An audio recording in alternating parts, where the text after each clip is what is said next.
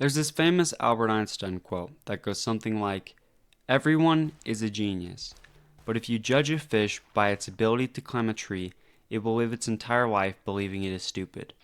You see, I think in a way it is true. We're each special, we're each gifted in some particular way, but we're different, we're unique, and so it isn't always so clear what someone's strength is compared to another. For as similar as humans are, I think there's a lot of truth in the fact that no two people are the same. Even among the people I'm closest to, my own brothers, I find that there's a world of difference between us. This manifests in ways beyond just talent or potential, but also interests and hobbies. It's like, I think a lot of people nowadays have some distorted perspective of themselves and their own potential. We go on the internet and we find in every category, at every age group, someone outcompeting and outperforming us. We feel like in some way the effort we put in hasn't paid off the way it did for others, or maybe we just naturally aren't as good and aren't as capable. But the truth, the reality of the situation is far more vast and far less simple than the mind can sometimes make it out to be. When Julius Caesar was 30 years old, long before he had made his biggest impact on history, he was said to have cried before a statue of Alexander the Great, wept because he had done so little compared to the legacy of this person before him. Now, of course, as we know, Caesar would go on to leave his mark on history. He would go on to be just as famous as Alexander, if not more so. But at that time, Caesar had not been made consul of Rome. He had not conquered Gaul. He had not won the Civil War. He was far from the prime of his life in terms of his legacy and infamy. Now, some of you watching this video may be at this place of comparison. Many of you are younger than Caesar was when he cried. But the truth is the comparison is the thief of joy, not merely because there is always a place to compare and a person surpassing you, but because comparison often ignores and overlooks the varied factors at play in each individual's lives.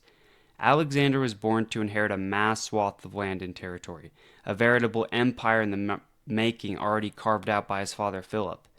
Now, this is not to detract from Alexander's accomplishments. Having gone on to still conquer most of the known world before his 31st birthday is insane.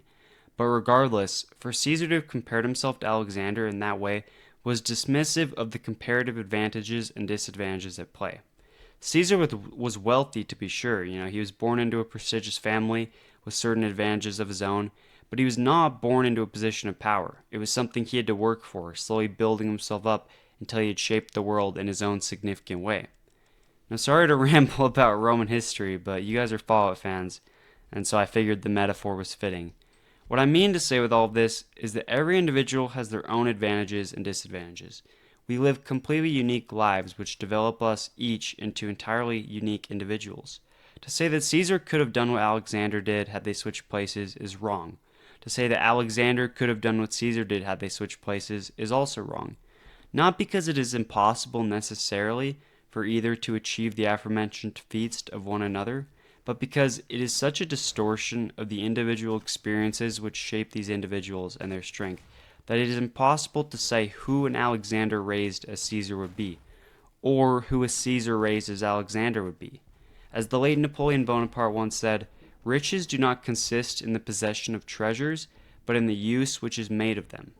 It's like, if each of us is special, each of us has an inherent strength and potential, then the value you bring is not in the talent itself, but in the ways you persevere in taking advantage of these strengths. Adversity and hardship is something that each of us goes through along the way, and it very easily can make you lose sight of the path you're taking ahead. It can make you feel like some goal you're reaching for is forever out of reach. But like iron to iron, like steel sharpens steel, those very experiences which in one way could be seen as holding you back, in another way could be seen as learning moments, as obstacles to overcome which may propel you forward as a person. As the Stoics describe, the obstacle is the way. When one man meets a wall, he turns back. When the other meets this wall, he knows he is in the right place and heading in the right direction. When a log is thrown on one fire, the fire goes out. But on another fire, the log is consumed and the fire grows larger as a consequence. Not without effort or stress, but enduring and overcoming and recognizing that every challenge has some advantage to be gained in the way of character. You see, the truth is that when you dream big, there will be others who doubt you, even yourself. And this is not to say that everyone should dream of world conquest or of fame and fortune, but any dream, any little step you want to make will be hard. may be taxing, may feel impossible as you understand it with your current perception and faith in yourself. Most people have very little faith in themselves. Most people have given up on their own dreams and desires. They've tried and failed and seen themselves surrender to fate. And so watching you attempt what they once did, it's easy for them to compare and assume you're going to fail. This can sometimes be seen in the smallest of ways, like a father long run out of shape, doubting his son who starts a new diet or begins going on runs. Sometimes it's projection from others, not intended to hurt you, but for them to protect themselves, for the salvation of their own egos.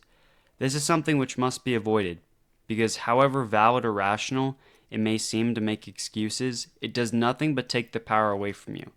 Sure, there is adversity in your way. Sure, you have struggled and suffered and faced trials nobody else has realized, and you feel like nobody acknowledges those things you've overcome or how they've burdened you.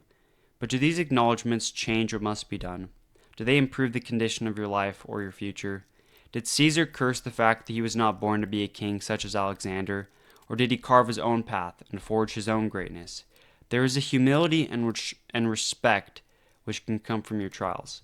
In truth, we live a solitary existence, insomuch that no one will recognize your pain or know the full extent of your suffering. But you will know, and you will have endured and overcome. And as you establish a basis for a relationship and a friendship with yourself, you can come to respect what you've done, acknowledge your strength, and have faith in your future.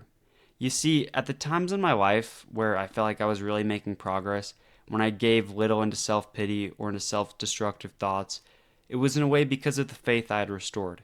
You need to be able to believe in yourself, to see past all of your failures, to try again to reach for something. If you begin a race with the notion in mind of every other time you've tried and failed to win, then your legs are going to be heavy with the doubt which you've seeded. It's like maybe you've run 1,000 races and never won before, and because of that, part of you doesn't believe you will. And so to the slightest degree you hold back and continue this pattern of self-doubt and self-pity. Break free from your bindings. Don't let the past have a hold on you. There is no failure. There is no past. All there is who you are now and where you are going. Each of those struggles was a lesson. Each of those failures was a gift. Now when you near the finish line, you may summon up the strength from within which you didn't know you had and end things off right.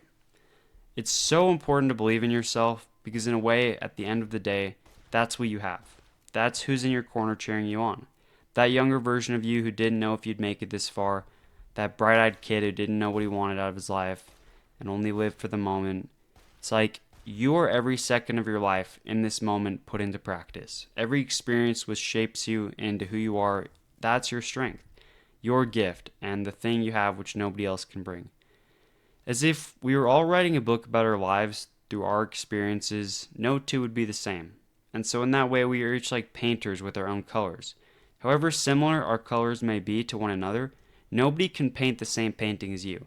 Nobody can capture the same art you have within, because they lack that paint. They lack that color which only you have inside yourself.